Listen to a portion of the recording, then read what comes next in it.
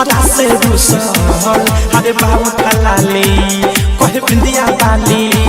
घोड़े आजा हाले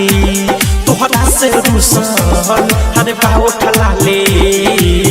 जाके तू बसल बारो बहरे जवानी राजा पलंगे पकहरे आगी के जाई से लहरे जवानी राजा पलंगे पकहरे कहे बिंदिया बाली घोड़े आजा हाले तोहरा से रुसल हरे बाबू ठलाले जाके तू बसल बारो बहरे जवानी राजा पलंगे पकहरे आगी के जाई से लहरे जवानी राजा पलंगे पकहरे जवानी राजा पलंगे पकहरे जवानी राजा पलंगे पकहरे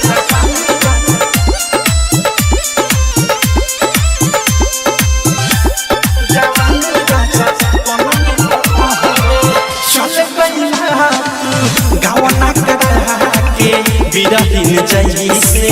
रोग धरा के कहना पकड़ा जा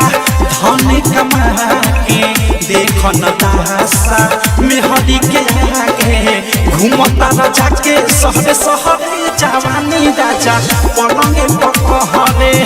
आगी के जाई से लहरे जवानी राजा पलंगे पकहरे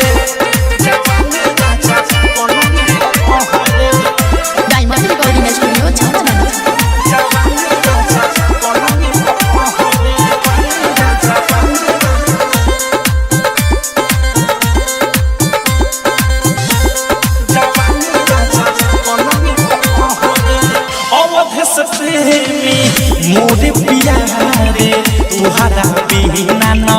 लागे जियारे भैला